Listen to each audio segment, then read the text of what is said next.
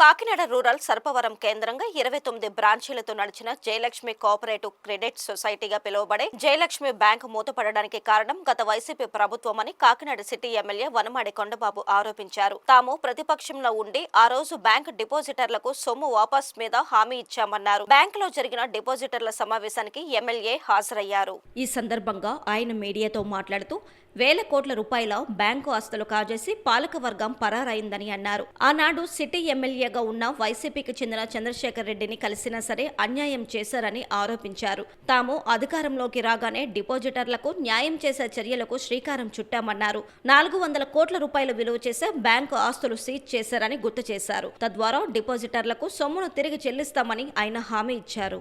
అదే వైసీపీ ప్రభుత్వం అధికారులు ఉన్నప్పుడు వీళ్ళందరూ కూడా ప్రభుత్వం దృష్టిలో పెట్టినప్పుడు ఇక్కడ లోకల్ ఎమ్మెల్యే ద్వారంపూడి చంద్రశేఖర్ రెడ్డిని కూడా కలిశారు. వీళ్ళు కలిసి మాకు న్యాయం చేయడం చెప్తే ఆయన ఏం చేశాడు తెలుసండి, న్యాయం చేయలేదు కదా, అన్యాయం చేశాడు. ఏ విధంగా అన్యాయం చేశాడంటే వీళ్ళ తాలూకా ఆస్తులు ఎక్కడకున్నా తెలుసుకున్నాడండి. తెలుసుకుని ఇదే బిల్డింగ్, ఈ బిల్డింగ్ మీరు తీసుకోండి, ఈ బిల్డింగ్నే ఏంటి రిజిస్ట్రేషన్ వాళ్ళ మనుషులకి రిజిస్ట్రేషన్ కాకినాడలో చేస్తే తెలిసిపోద్దని చెప్పండి. కాకినాడలో చేయించలేదండి, కొత్తపేటలో రిజిస్ట్రేషన్ చేయించుకున్నాడండి.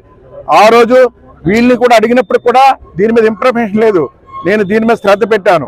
శ్రద్ధ పెట్టి తెలుసుకుని ఆ రోజు కొత్తపేటలో రిజిస్ట్రేషన్ డాక్యుమెంట్ అన్ని తీసుకొచ్చి ఇదిగో చంద్రశేఖర్ రెడ్డి వీళ్ళకి నువ్వు న్యాయం చేస్తానని చెప్పి అన్యాయం చేస్తున్నావు, వీళ్ళ ఆస్తులు కాజేసేస్తున్నావు, రామారావుపేటలో బిల్డింగ్ నీ సొంత మనిషికి కొత్తపేటలో రిజిస్ట్రేషన్ చేసుకున్నామని చెప్పి ఆ రోజు నేను బయట పెట్టాను. ఆ రోజున ఇదే కాదు, ఈ 18 ఎకరాలు కూడా అమ్మేదామని చూశాడు SEZ లో. ఇది కూడా కలెక్టర్ గారి దృష్టిలో పెట్టి వీళ్ళందరినీ తీసుకెళ్లి ఆప్ చేయడం జరిగింది. అంటే ఆపదన ఉన్న వాళ్ళు ఆదుకోమని చెప్తే వాళ్ళ ఆస్తులు కాజేశారు ద్వారంపూడి చంద్రశేఖర్ రెడ్డిని. నేను ఈరోజు చెప్పదలుపుతున్నాను, ఈ సందర్భంగా తెలియజేస్తున్నా. చాలా అన్యాయం ఇది.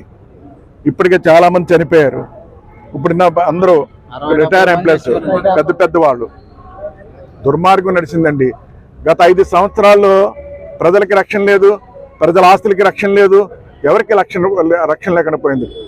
ఈరోజు ప్రభుత్వం వచ్చింది, న్యాయం చేయాలంటే అన్ని కూడా కోర్టులో ఉన్నాయి. అన్ని కూడా కోర్టులో ఉన్న ఆస్తులన్నీ కూడా ఏ విధంగా మేము బయటికి తీసుకురావాలని తీసుకొచ్చి వీళ్ళందరికీ న్యాయం చేస్తాను మీ ద్వారా తెలియజేస్తాను.